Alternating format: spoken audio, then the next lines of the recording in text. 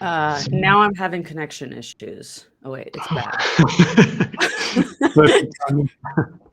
Oh, we're live. Okay. That's good. Let's see. It's still not coming through on LinkedIn, so I'll just give it a little while yet.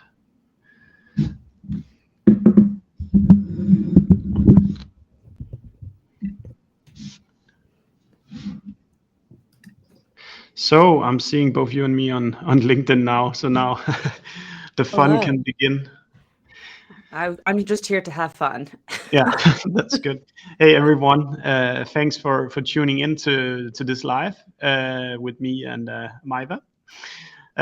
Today we're going to talk about what is actually was my first love in marketing, which is SEO, and then I've gone on to do a lot of other different stuff. But it's kind of I fell in love with it because there was kind of a recipe, and if you repeat the recipe, then you actually can see tangible results as well. For you guys who are listening, just feel free to type in any question as we go along. We would love to get you on board the conversation as well. But yeah, Maeva, just to warm up, maybe you can just do a quick introduction of yourself and why this topic is of interest of you, and maybe why you know something about it as well. All right. Well, I didn't know that SEO was your first love. That's nice to know. Yeah, so Maeva Cifuentes, I'm the CEO and founder of Flying Cat Marketing. We're an SEO and content agency for growth stage B2B SaaS companies. And SEO was one of my first loves. I kind of went into content first, and then I was like, wait, how do people find this?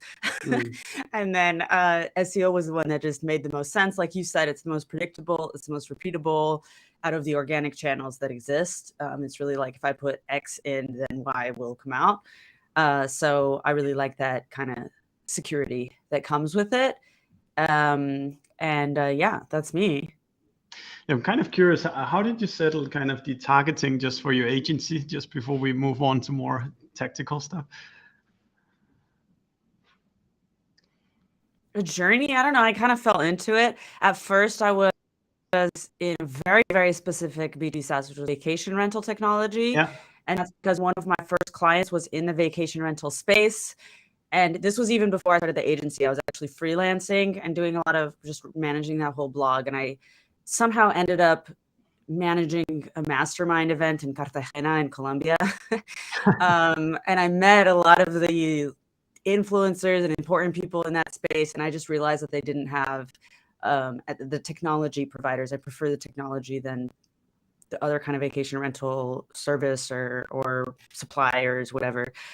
They didn't have an SEO agency or any of that kind of provider in the space. So I became the go-to in that space. And that worked really well. But I started getting more interested in other kinds of B2B SaaS. The vacation rental space is really small. Yeah. And it just gets really repetitive. And so I started getting more into marketing technology, sales tech, HR tech, and there's just a lot more space for scale there. They're more heavily funded, a lot more, many different kinds of industries are using them. So it just widened the scope a little bit while still staying within B2B SaaS. Yeah. Okay. And what are the typical projects that clients would then come to you? What are they trying to achieve, or what is the wish list that they have when they come?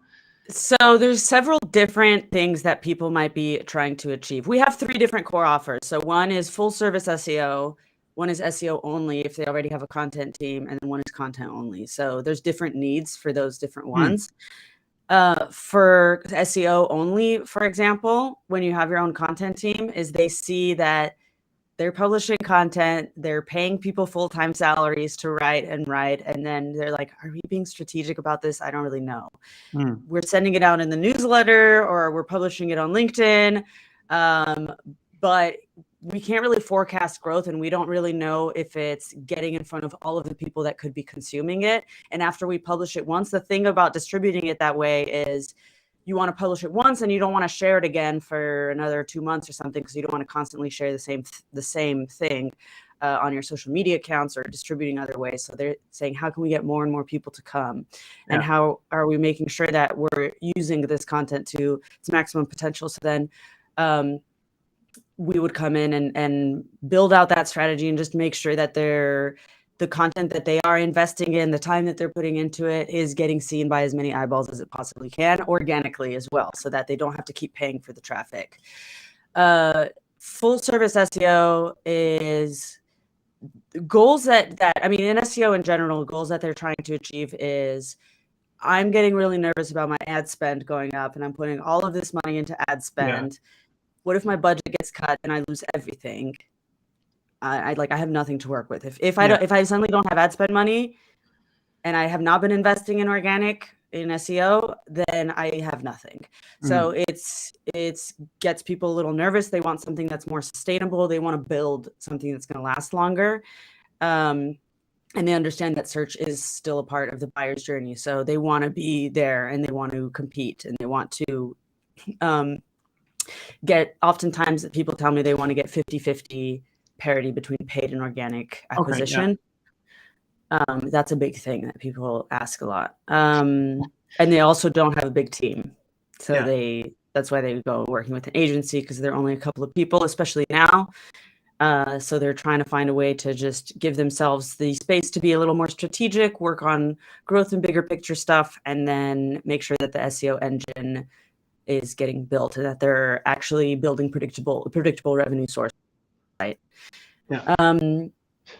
That's sometimes there are some random goals. It's not, they say that it's their goal, and then we have to dig in a little deeper. They're like, I really want to rank for this keyword. Yeah. And I'm like, why though? Yeah. And so if you say why a few more times, then you discover the real goal, which is generally going to be, I want a sustainable way to grow revenue. Cool. I want to just, if we can open the bucket of this SEO stuff. Like, for example, we write all the time, but it's not kind of a dedicated tactic, that it's actually a lot of people that come through the search engine. We're doing what you're saying, like, let's produce stuff, we then share it on the internet, move on to the next topic, and then we share it on LinkedIn and Facebook, etc. So what are the things what are the kind of, I don't know, the different tools we then have if we have like a steady content production, but we actually want to ensure that it also gets organic traffic afterwards? So you have to decide, SEO can't be the afterthought. You can't create content and then be like, oh, maybe I can pop in some keywords in this. You have to decide that SEO is going to be a business strategy to begin with, because the kind of things that you're going to build are going to be different. So what I mean by that is, how are you coming up with content topics right now? It's mainly driven by, I would say, a large chunk of it is like what our salespeople hear, the questions they get asked. Yeah. And then the other chunk might be more two things: product updates, and then lastly, like thought leadership pieces, you can say. Okay. Like, we're doing this thing this way because X, Y, Z. Gotcha. So it almost never starts by like a keyword research. Yeah. It doesn't have to start by a keyword research. As keyword research is a part of the research that you have to do, but it's not the strategy, and it's not necessarily where you're gonna start per se. What you want to start is just understanding what is the opportunity out there in search. So I have this analogy that I think helps conceptualize what SEO is supposed to do, and why it's not just about publishing random pages and then hoping that people are going to come to it. So SEO is turning your website into an ecosystem that is attracting buyers to it. So ideally buyers somewhere in the journey. I know earlier we were talking about, well, if I start publishing about marketing stuff, then I'm competing with all the marketers in the world, but not necessarily, because not all the marketers in the world are in shop for something like Dream Data right now. Yeah. So you wouldn't necessarily be competing with them for a long time. So it's an ecosystem. You can see it as a city. When I'm first building a city, I'm looking at all of the land that I have available, and I'm looking at how many cities nearby, what's the population around here, how many people are going to want to come and live here. So that's kind of checking out your total addressable market. Or you're looking at cities that are in a similar area. What can they achieve? What do I think that I can achieve? Yeah. And then you look at different sets of opportunities, different clusters or different things that you're going to do, and you can imagine that these are each like buildings in your city. So when you're starting, you want the core revenue generating clusters. For example, if I was to start building a city, I'm not going to start by just building a nightclub and a museum. If nobody lives there and there's no hospital, there's no schools, like there's no roads. Yeah. What am I doing with a nightclub there? So, but that's where a lot of people want to start. They want to start by saying, I'm going to get this huge, really sexy keyword and everybody's going to come. Well, no, not necessarily. It's not going to start generating revenue that way. You have to start from the bottom. So for Dream Data, you would start looking at what are all the different core revenue generating sections. It would mostly be attribution software. Something like that, how do I measure ROI on this channel? How do I measure ROI on that channel? Multi-touch attribution, etc. There's all these different things, and you're seeing where are the different clusters that are there. So you want to build those out first, and that's, if you're imagining it, you're building your hospital, you're building your school, you're building your houses. So it becomes a livable place. Then the internal linking is going to be all the streets between them, so that Google can get around. And external links is you're linking it to the other cities so that people from the outside can come in and you're connected to them. As it starts generating revenue, when you've built these main core pages, then you can start building these other projects, which are not as core and necessary to the ecosystem, but they add a lot of value to it and they interest people, and people will go and visit, and it gives people a reason to stay. So this is where you go higher up in the funnel, and that's where you start doing thought leadership, brand building kind of things. But it's not going to be an engine going until you've built those first initial clusters of pages, done the initial internal linking, and you're focused on those kind of things. So the thing is, people want to skip that because they're not the sexiest pages to build. They're not thought leadership. People want everybody to know their opinions, and that's also important. But in SEO, you're think about the whole thing that you're trying to build at the end and what you need first in what order. I don't know if that was too out there of an analogy. That was a pretty good analogy. I was actually, just before we move on, maybe you can brag a little bit about what can actually be achieved with projects like this. I don't know if I mean, some kind of highlights from your own portfolio. You don't have to name the names if that's not feeling comfortable, but just kind of what is the motivation here that we could be achieving? I mean, with some of our clients, we've managed to 4x revenue from SEO within 12 months. We've managed to increase paid signups by 125% within 2 months before publishing any content at all. So this is re-optimizing things, fixing issues because they all had already been publishing content. And oftentimes what you want to start with is just with what you already have. I think we're going to talk about this later, like what order do you do stuff in? When should you start? And sometimes people have been publishing for a while, and there's just a lot more gold in what they already have than trying to add new pages on. So 125 increase in paid signups in 2 months. We've done 987, like almost 1,000% growth in traffic in 10 months, I want to say. It does sound nice. So it's systematic. Like you said, it's a formula. You think about the end goal and you keep repeating, but you have to make the decision to make it part of your business strategy rather than just like, oh, maybe we can plop some keywords into this. Maybe that's a good point or maybe a good place to go over to kind of who's SEO projects for, and when is the right timing, and when should you probably be thinking other tactics before this tactic? So I wouldn't say that SEO is a tactic. There's a lot of tactics in SEO. But it's definitely a business strategy. But a good time, I wouldn't start it before you have product market fit, because you need that user feedback to iterate your product. And while you can get results in SEO faster than people say, it's still not fast enough. The feedback loop is too slow for you to be able to iterate your product as fast as you need to, getting those kind of users in. Yeah. So over there, I would use paid just because it's not, you're not really using those channels. You use SEO as a revenue channel, whereas you can use paid channels as just getting users and user acquisition channel so that you can iterate, get feedback, and improve the product. Whereas SEO is more of a revenue channel. So you want to be there, you know that the product works, you just need to drive more people to it. So I wouldn't start before you have product market fit.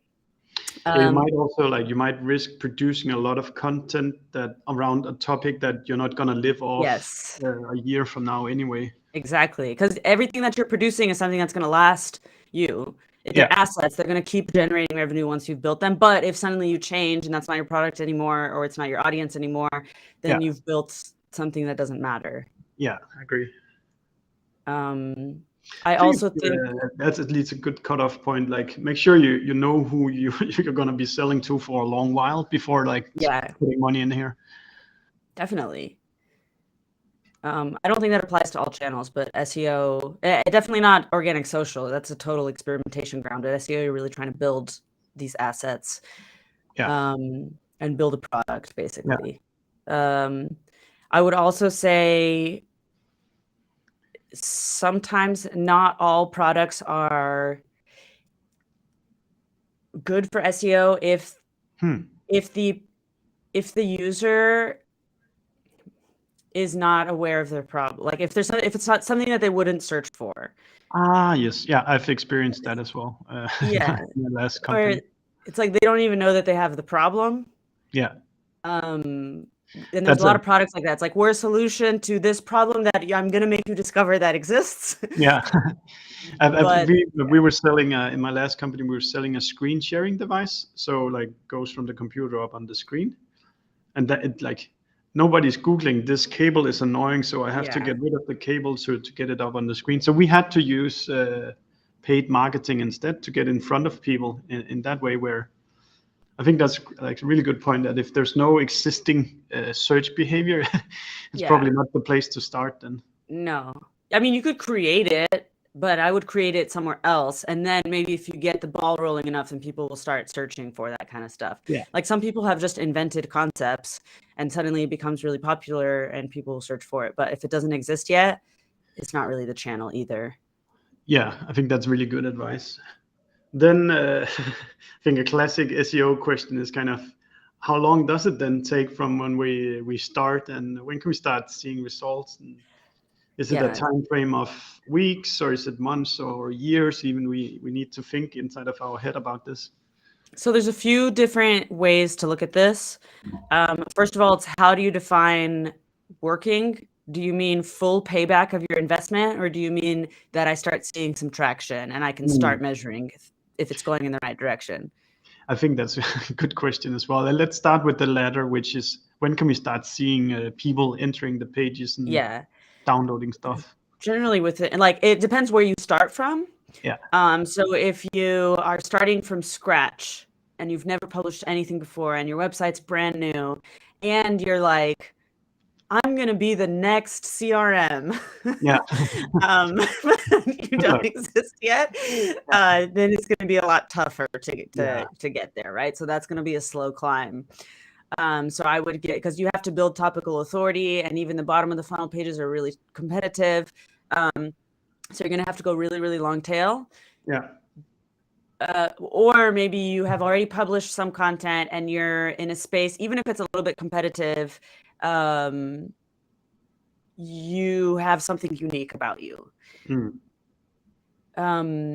We've seen some clients, like the one that we did, it was 987% traffic growth. This client had done like a little bit of content and they were investing heavily in paid ads. And they had some pretty big competitors, which was like Zendesk and Intercom, Freshdesk. So it's pretty intense out there, but they were pretty unique. It was Stonely, our client that I was talking about. So they're a knowledge base builder and user onboarding, like a product adoption platform. So it's weird that those other companies were, because these other companies like Zendesk does a million different things. Exactly. And Intercom does a million different things, but in one or two of their products, it was an overlapping competitor. Yeah. So you just try to figure out what's my niche in this space and where can I build out so I'm not actually in competition with them so much, because you want to try not to compete. You want to try to find your own way through to break through and bring that audience to you and not be afraid of getting really, really specific. The idea is that you want to get as many keywords as possible. I'm actually going totally on a tangent right now. I have to go back to your question. So how long does it take? If you've already been investing in SEO and you go in and say, okay, now I'm going to get serious about it again, and I'm going to start reinvesting in it, and you start re-optimizing things. I've re-optimized some pages that were on page 9 of Google, and in 4 days, they're on the top of page 1. So you can do those kind of things and you can see that kind of traction. Generally across the board, you can see leading indicators moving in the right direction within the first month, within the first 2 months. Leading indicators are things like impressions, like non-branded impressions, clicks, rankings. You can see those from the beginning. You're not necessarily going to see the conversions and the revenue at the very beginning, but those leading indicators you can track within a couple of months. And if you've already been investing in SEO for a while, it can be days. Yeah, I think that's a really good point, Maeva. Like, have an eye for these leading indicators that is kind of telling you that now the ship is starting to move in the right direction. So also it motivates yourself to keep going at this project. What people make the mistake of doing is setting the leading indicators as their goal. Yeah. So don't confuse those as the goal. Traffic and rankings are not the goal, because that'll completely change the way that you do the strategy completely, and it'll take it in the wrong direction, and you're not going to be able to justify the ROI if that's the way you want to go. But that doesn't mean that they're not important, and they still are things that you can see moving at the start of the investment. Yeah. So a very tactical question then, which keywords do you then pick first? So we use Ahrefs. I don't know if that's the right way of pronouncing it, but typically I'm looking for I'm looking at the keyword difficulty, like how much competition is there here right now, and then how much volume is there. And then I think the last component might be like gut feeling, how relevant is this term for our business? Yes, no. Would that be, or is there other flavors to kind of how you decide where to start? I would put the relevance factor as the first one. It's more important than search volume. Yeah. And I'll tell you why. So let's say you sell to, like, do you only sell to marketers or do you sell to salespeople too? Mainly marketers. Okay, because I had an analogy, but it's about salespeople. But I'm just going to give that. I like my analogies. I'm going to give the salesperson analogy again. So let's say you sell sales software to VP of sales. Your main target is VP of sales or sales managers who have been, most of these guys or ladies have been, or other people have been in the space for 20 years. Yeah. Let's say they've managed a lot of different sales teams. They are really experienced. They're in all of the best online communities about sales. They really, really know all of the intricate details about how to do Salesforce reporting, etc. And then I'm trying to attract a lot of them to my website, right? So I go on Ahrefs and I'm looking up keywords on there, and I see that the keyword sales process has 19,000 search volume per month. And it does. If you look on Ahrefs, that's how the volume that it says that it has. Okay, so I'm going to go after this keyword because it looks really good, right? Because I say I'm going to get a lot of traffic from the right people from this. But what happens is, first of all, that's going to be a really competitive keyword because the search volume is so high. So you're going to take a lot of resources trying to rank for that keyword. And that's going to take a long time because you're going to be building towards that keyword only with that in mind. Once and if you do rank there, how do you understand the intent of the person who's searching for sales process? What do you think that it is that they're looking for? Are they looking to build a sales process? Are they looking to understand what a sales process is? Next, do you know who that person is? It could be a high school student for all you know. It doesn't mean anything about who it is. Lastly, do you think a VP of sales that's been in the industry for 20 years, do you think they are Googling the word sales process? Probably not. So that's the last person that you're actually going to be attracting. So that's, but then if you find another keyword that's a lot more specific, like how do I migrate my opportunities from, I don't know. Yeah. I'm not a VP of sales, but something super specific that a VP of sales would actually be looking for. The Yeah. volume is going to be really, really low, but you know that you're only attracting that person. You know exactly what their intent is. So Yeah. intent is the number one. Yeah. And a lot of times it is going to be a gut feeling if you understand your audience really well and the industry really well. But I would still check on Google, like just Google that, what you have in mind, and see what pops up, because sometimes you realize it's totally off. I remember I had a client who had a this SaaS software that would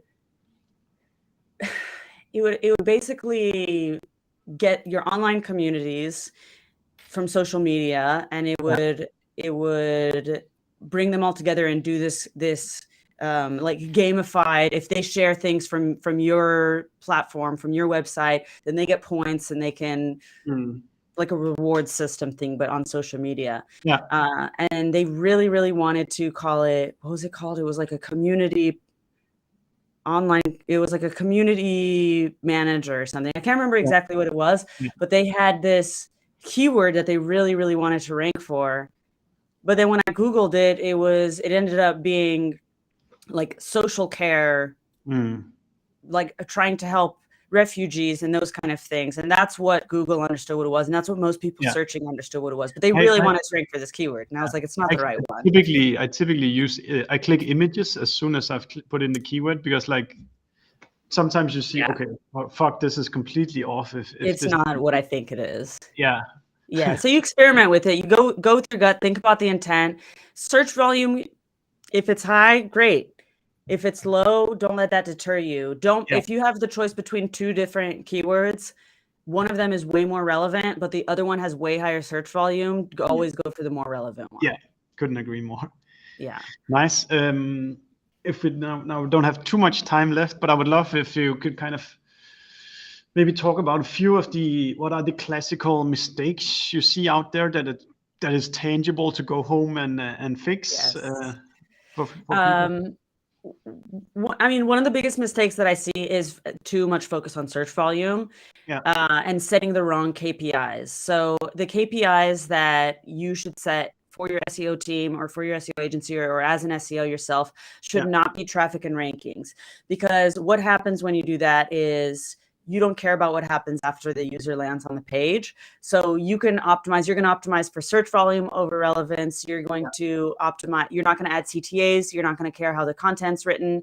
And you're just going to track rankings and traffic. Whereas if you track for revenue, if you set your goal to be revenue based or demo requests or conversions, you're going to go for a completely different kind of strategy. It might not have such an impact on traffic, but it will have an impact on revenue, which is the end goal.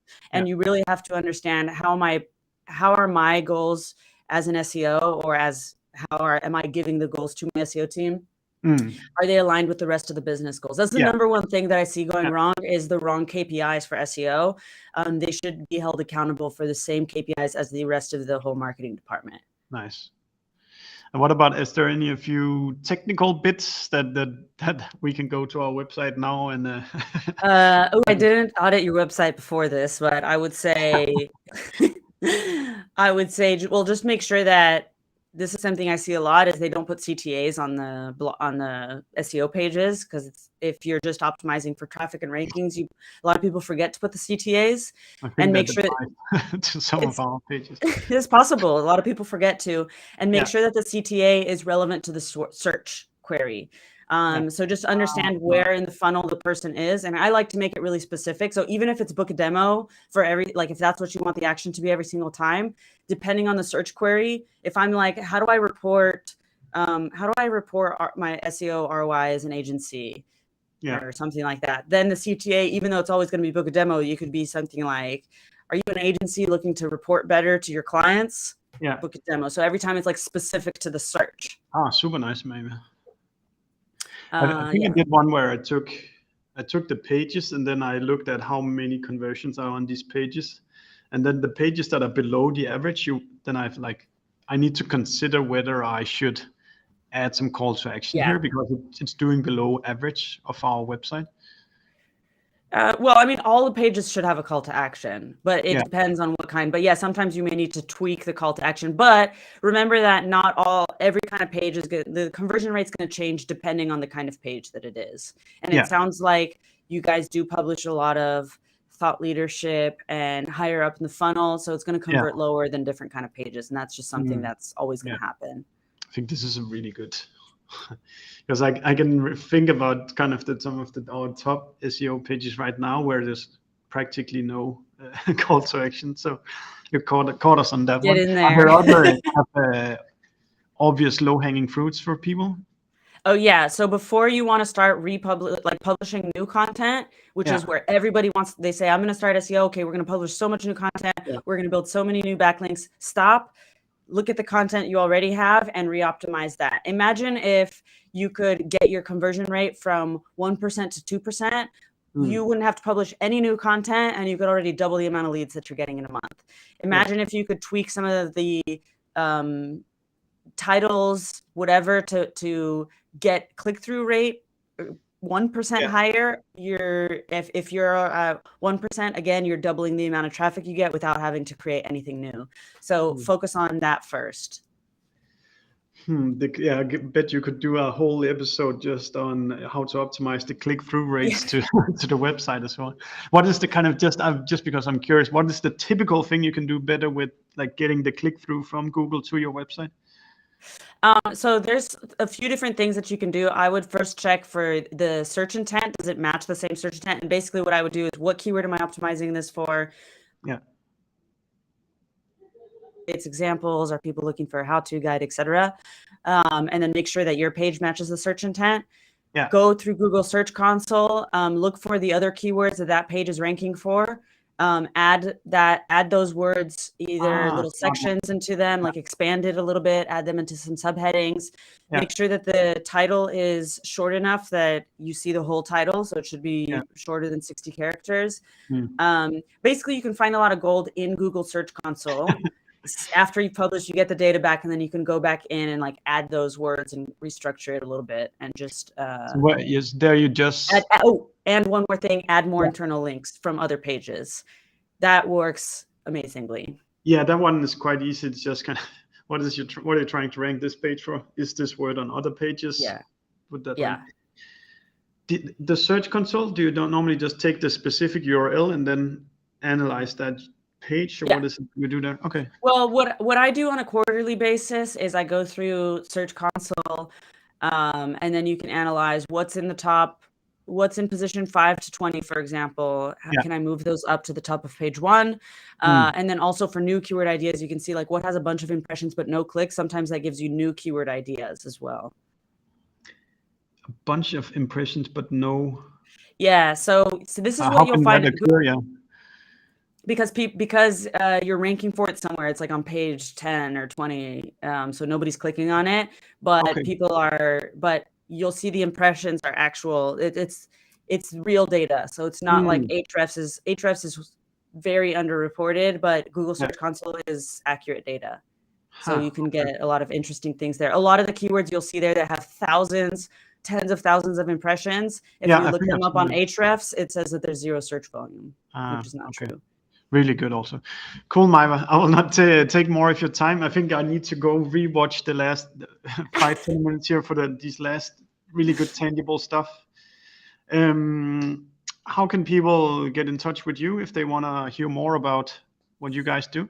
LinkedIn, and LinkedIn is the best place. On the website, we also host we're going to have a roundtable in January with some special guests where we're going to talk about SEO strategies more. We're really going to dive into it. So either connect with me on LinkedIn and I'll send you the link, or just go to flyingcatmarketing.com and then you'll see the SEO roundtable there. You can register for it in advance. It's going to be really, really good. So that is where I recommend it. Super, Maeva. Thank you so much for taking the time to share your knowledge with all of us. Yeah, thanks for having me.